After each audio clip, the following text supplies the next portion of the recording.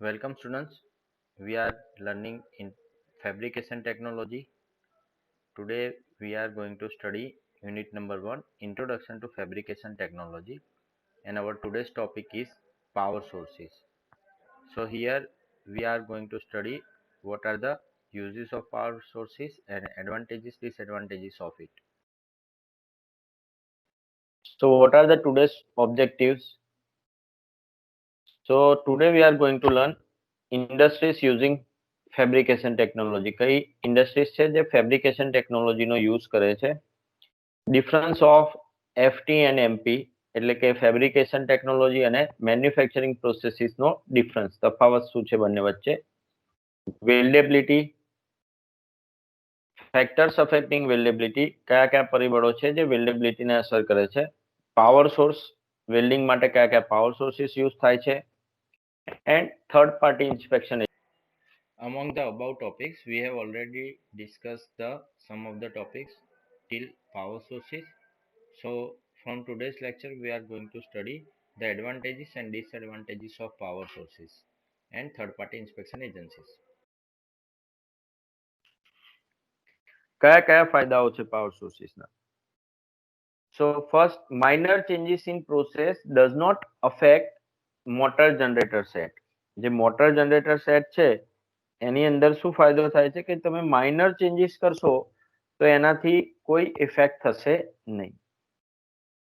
Motor generator set can be use for welding of all types of metal. તમે દરેક પ્રકારની જે welding છે એ દરેક પ્રકારનું વેલ્ડિંગ પણ કરી શકો છો. દરેક પ્રકારની મટીરિયલ જે છે દરેક પ્રકારના મટીરિયલનું વેલ્ડિંગ તમે કરી શકો છો.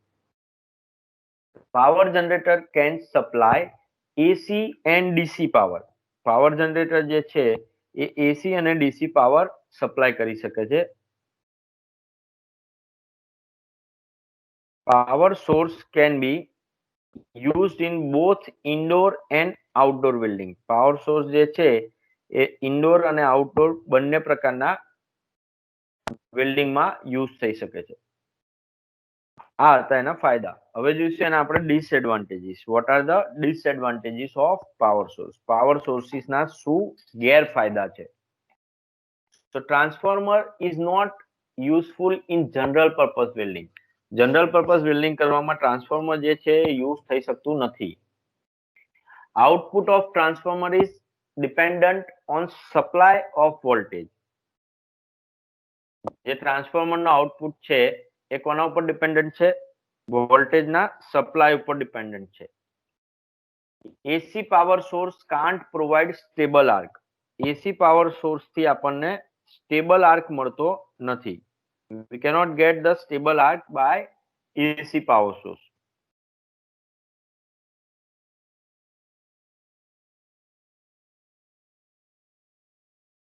Initial cost of power generator set is high. Power generator set જે છે એની ઇનિશિયલ કોસ્ટ કેવી છે? વધારે છે. So these are the disadvantages. આ બધા શું હતા? એના ગેરફાયદા હતા. કે ટ્રાન્સફોર્મર જે છે જનરલ પર્પઝ વેલ્ડિંગમાં વપરાતું નથી. આઉટપુટ જે ટ્રાન્સફોર્મરનું છે એ સપ્લાયના વોલ્ટેજ ઉપર ડિપેન્ડન્ટ છે. એસી પાવર સોર્સ જે છે એ સ્ટેબલ છે નહીં.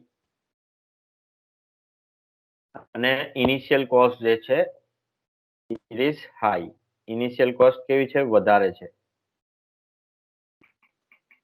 So these are the main disadvantages of power sources. Power સોર્સિસના ગેરફાયદા છે. Next, application of power source. Next is a application of power source. Power source ની application શું છે?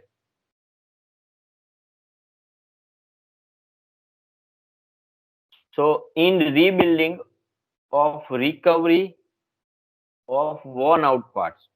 હવે આપણે શેના માટે યુઝ થશે? આ જે worn out part, જે પાર્ટ ઘસાઈ ગયા છે એ પાર્ટને તમે ફરીથી બનાવવા માટે, એટલે કે બેઝિકલી વેલ્ડિંગમાં જ પાવર સોર્સ યુઝ થશે. એટલે આની અંદર શું આવશે? બધું વેલ્ડિંગનું જ આવશે.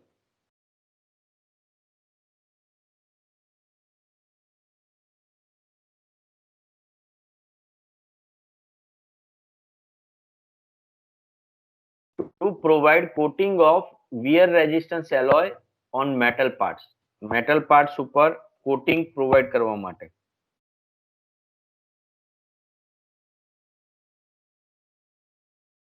Two weld thick plates in vertical position ઉપર થીક પ્લેટ્સ જે છે એ વેલ્ડ કરવા માટે, જાડી પ્લેટ્સ હોય એને વેલ્ડિંગ કરવા માટે. To fabricate high rise building, high rise building જે હોય એ હાઈ રાઇઝ બિલ્ડિંગ ને બનાવવા માટે. તો basically all are the fabrication uses, જે ફેબ્રિકેશન ના યુઝિસ છે એ જ છે. Now selection criteria of power sources ના selection criteria. In drooping arc voltage characteristics, as the current will increase the voltage will be drop. Current ના વધવા સાથે સાથે શું થાય છે, વોલ્ટેજ ડ્રોપ થાય છે. It is used in welding process perform using main source, એટલે કે મેન્યુઅલી જે વેલ્ડિંગ કરવાનું હોય ત્યારે આ ટાઈપની કેરેક્ટરિસ્ટિક્સ વાળો પાવર સોર્સ યુઝ થશે. Second is a constant arc voltage characteristics. Here with the increase of current the voltage will be constant રહેશે વોલ્ટેજ. કરંટ ના વધવાની સાથે વોલ્ટેજ કેવું રહે છે, કોન્સ્ટન્ટ રહે છે. It is used where the welding is done with semi automatic machine. Semi automatic machine જ્યારે આપણે વાપરવાનું હોય ત્યારે આ ટાઈપનું વેલ્ડિંગ યુઝ થશે, પાવર સોર્સ યુઝ થશે વેલ્ડિંગ કરવા માટે. Rising arc voltage characteristics. So here with the increase of current the voltage will be increased. Voltage જે છે એ કરંટના વધવાની સાથે શું થાય છે, વધે છે. and it is used for performing heavy duty work કરવા માટે આ ટાઈપની પાવર સોર્સ જે છે એ યુઝ થશે. Other selection criteria are as follow. બીજા સિલેક્શન ક્રાઇટેરિયા કયા કયા છે?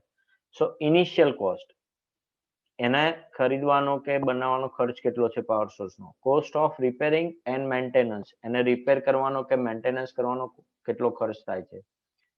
suitable of power source machine with site atmosphere, સાથે suitable છે કે નહીં power source. need of AC DC or AC and DC power both, તમારે કયા ટાઈપના પાવરની જરૂર છે, એસી પાવરની જરૂર છે કે ડીસી પાવરની, કે બંને ટાઈપના પાવરની જરૂર છે. તો આ બધા ક્રાઇટેરિયા છે જેના ઉપરથી આપણે પાવર સોર્સનું સિલેક્શન કરીએ છીએ. Third party inspection agency, welding કર્યા પછી એનું ઇન્સ્પેક્શન કરવા માટે અમુક થર્ડ પાર્ટી એજન્સીસ છે, જે થર્ડ પાર્ટી ઇન્સ્પેક્શન એજન્સીસ એનું ઇન્સ્પેક્શન કરશે. તો એની અંદર છે material testing laboratories, inspection branches of CSPO, consultant engineers, polytechnic and engineering colleges. These are the main inspection agencies which are inspecting the quality of welding. So here our unit number 1 is completed. Thank you.